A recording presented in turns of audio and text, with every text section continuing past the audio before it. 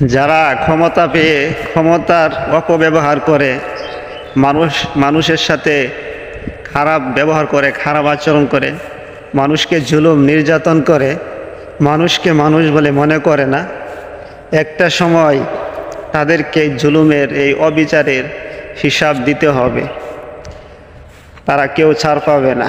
মনে রেখো, মানুষের আদালতে তুমি ছাড় পেলেও তোমার মালিকের আদালতে কখনোই তুমি ছাড় পাবে না।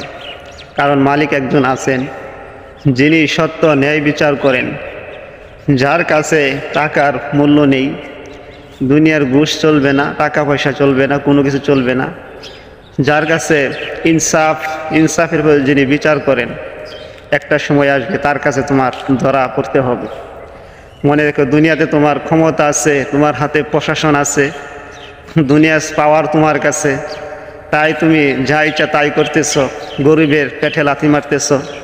হ্যাঁ, মানুষকে মানুষ বলে মনে করছো না, মানুষকে পাখির মতো গুলি করে মারছো, মানুষের জুলুম নির্যাতন করতেছ, অযথা মানুষকে হয়রানি পেরেশানি করছো। তারা জুলুম যে করতেছ, এই জুলুমের বদলা একদিন নিবে এই জনগণ, দেশের জনগণ। কারণ ক্ষমতা কারো কাছে চিরদিন থাকে না।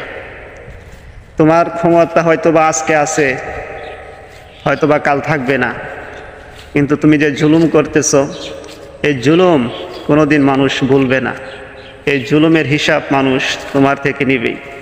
একটা কথা মনে রেখো, জুলুমকারীকে আল্লাহ তাআলা পছন্দ করেন না, এবং মানুষও জুলুমকারীকে পছন্দ করে না। আর যারা বেশি জুলুম করে তাদের ক্ষমতা বেশি দিন টিকে না।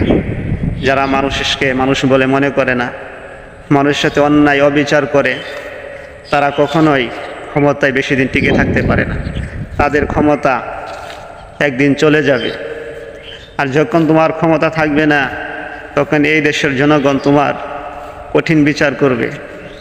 মনে রেখো, যদি এই দেশের জনগণ তোমার কঠিন বিচার না করতে পারে, তাহলে তোমার বিচার উপরালাই করবে। প্রত্যেকটা কাজের, যে কাজগুলি করতেছো, অন্যায় অবিচার যে করতেছো মানুষের সাথে, নিরীহ মানুষকে তুমি মানুষের উপর জুলুম করতেছো, নিরীহ মানুষকে তুমি জেল জুলুম করতেছো। কত পরিবারকে তুমি, কত সন্তানকে তুমি বাবা হারা করতেছো, কত পরিবারকে তুমি নিঃস্ব করে দিতেছো। এই প্রত্যেকটা পাপের হিসাব তোমাকে দিতে হবে। প্রত্যেকটা পাপের হিসাব তোমাকে দিতে হবে আল্লাহ রাব্বুল আলামিনের কাছে। এই জন্য আমরা দোয়া করি, আল্লাহ তাআলা তোমাকে হেদায়েত দান করুক। আর যদি তোমার কপালে হেদায়েত না থাকে, আল্লাহ তাআলা তার ফয়সালা করে দিক। আল্লাহ তাআলা যেভাবে ফয়সালা করলে মানুষ খুশি হয়, আল্লাহ তাআলা ভালো জানেন। আল্লাহ তাআলা সেই বিচার করে দিবেন। আমরা দোয়া করি, আল্লাহ তাআলা তোমাকে হেদায়েত দান করুক। আর যদি হেদায়েত নসিব না হয়, মালিক যা ইচ্ছা তাই করুক। সবাই ভালো থাকবেন এবং সুস্থ থাকবেন।